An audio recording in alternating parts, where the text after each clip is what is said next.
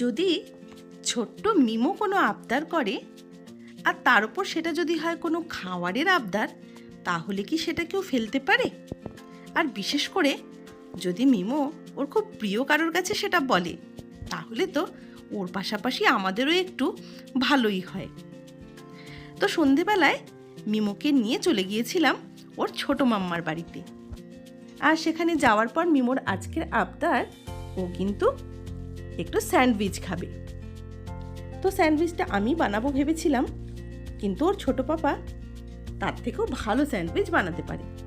তো সেজন্য সমস্ত কিছু গুছিয়ে দেওয়ার পর ওর ছোট পাপা কিন্তু মিমোর জন্য আর পাশাপাশি আমাদের সবার জন্য দারুণ সুন্দর একটা স্যান্ডউইচ তৈরি করছে।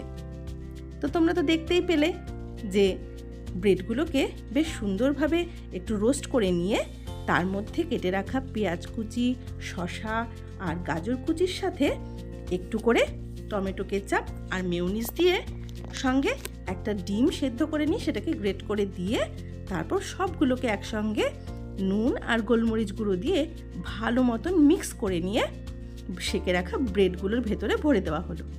আর তারপর প্যানে একটু বাটার গরম করে তার মধ্যে হালকা আঁচে এই ব্রেডগুলোকে আবার একটু করে রোস্ট করে নেওয়া হচ্ছে।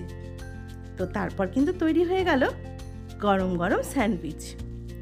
আর স্যান্ডউইচ খেতে খেতে সবাই যদি একসঙ্গে বসে বেশ সুন্দর গল্প করা হয়, তাহলে তো কোনো কথাই নেই। তো আজকে সন্ধেবেলায় কিন্তু মিমোর আবদারে মিমোর পাশাপাশি ওর 3 মাম্মা মিলে আজ স্যান্ডউইচ পার্টিটা কিন্তু ভালোই করে নিল। তো এইরকম আবদার মিমো যদি মাঝে মাঝে করে, তাহলে কিন্তু মন্দ হয় না। তো আজ আমরা সবাই মিলে কিন্তু এত সুন্দর একটা স্যান্ডউইচের রেসিপি আর স্যান্ডউইচ খেয়ে ভীষণ খুশি হয়ে গেলাম। আসলে আমরা চলে গিয়েছিলাম বিকেলবেলায় মিমোকে নিয়ে একটু ডাক্তারের কাছে। তো সেখানে ডাক্তারের চেক আপ করার পর একটু ছোটো মাম্মার বাড়ি ঘুরতে গেলাম। তার কারণ মিমো আজকাল ওর ভাইকে প্রতিদিন একটু করে না দেখলে কিন্তু একদম ভালো থাকে না। তো সেজন্য আমরা চলে গিয়েছিলাম ভাইকে দেখতে। ওইদিকে ভাই তো সারাদিন ঘুমু, আর আমরা ওকে দেখার অছিলায় একটু করে আড্ডা, গল্প গুজব এইসব কিন্তু ভালোই চলছে।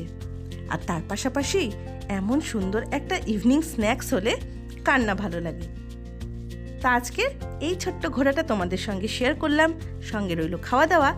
তো পরের ব্লগে আবার দেখা হচ্ছে, ততক্ষণের জন্য গুড নাইট।